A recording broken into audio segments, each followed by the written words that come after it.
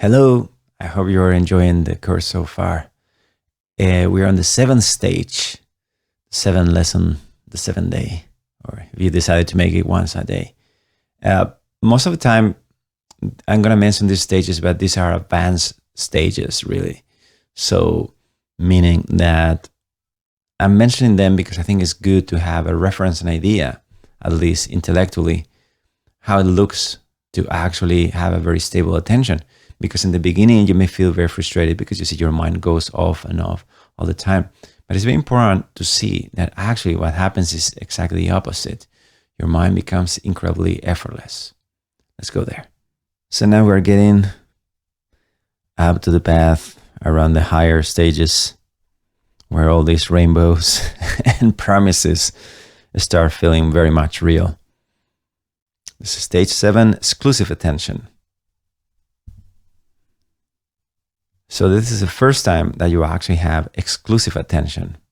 So far, you've been dealing with distractions all the time, and that's okay. And you should, especially if you have a normal life, like most of us, you should expect that when you sit to meditate, your mind is distracted. It's okay. I don't want these videos or this information to make you feel like there is something wrong, that you should be doing something different.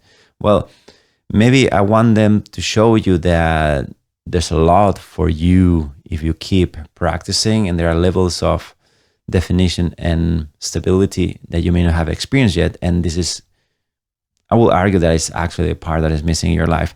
But let's go to chat that some other time.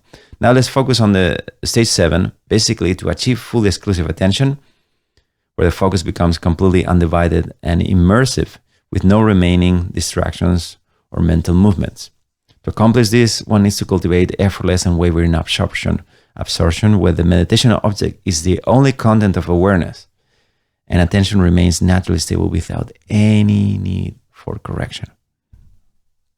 Let me go and to explain this, although from now on, things become very experiential. It's like, imagine you're trying to describe someone what is to love, or something like that. It seems words start not being incredibly useful. Nevertheless, it's important because you're gonna more and more start experiences, at least glimpses at some point of these stages. So it's very important you start understanding what to do in there. So little by little, you have a very stable foundation for very advanced meditation.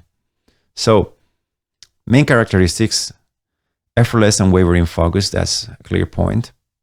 No more distractions. So in stage 6, you were dealing with these background distractions in your mind, and now your mind is calm. Like calm, I mean like completely calm and still. I'm not saying that there's no perception, no sounds, no thoughts, no. They are there in the background, but they really, really, really fade in an incredible way. Like imagine that you're falling asleep. Imagine a kid falling asleep in a very busy place. You remember this incredible skill kids have sometimes to fall asleep right there in the middle of an incredible noise and things like that. It's something like that. So it's some way very natural. It's just we have untrained ourselves to do that. So that kind of relaxation and rest.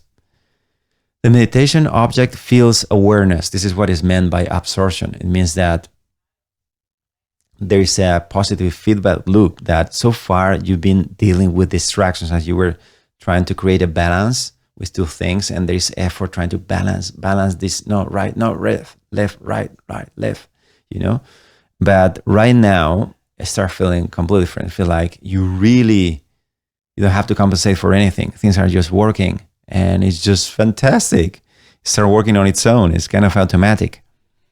A deep mental stillness. This again is related with these background distractions going away in the 6th stage, and the beginning of absorption, Jhana-like. This is something, some of you know about Jhana, some others may not. How to describe this? I should make a talk only on Jhana, but are like very, very pleasant states. There is this feedback loop of pleasure that you can create for yourself, which will create your meditation in your profound states of enjoyment. And it's very deep kind of meditation. It's not necessary for awakening. It's very important to mention this. It's not necessary. Nevertheless, if you get to practice so deep, so profound, well, good for you, really. But on the other hand, Samatha, which is the fact that you can, for example, as in this stage, you can actually now focus your mind on something, is the actual point. Now the quality of your mind is top notch, and you could investigate the nature of reality and not just get on regular conclusions about your life, but in the practical sense.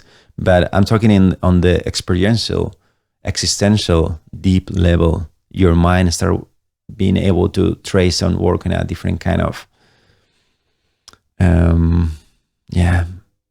frequency, dimension, density. I don't know how to call it.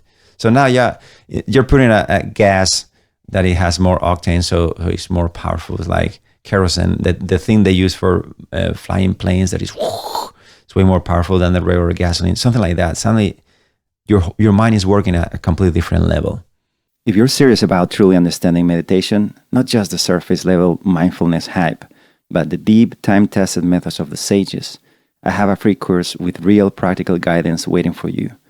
And if you struggle to stay consistent with your meditation practice, join our free community for accountability, live online meditation sessions, and discussion circles that will keep you supported every step of the way. You'll find the link to join in the description or the comments below, so you will never have to do this alone. See you there.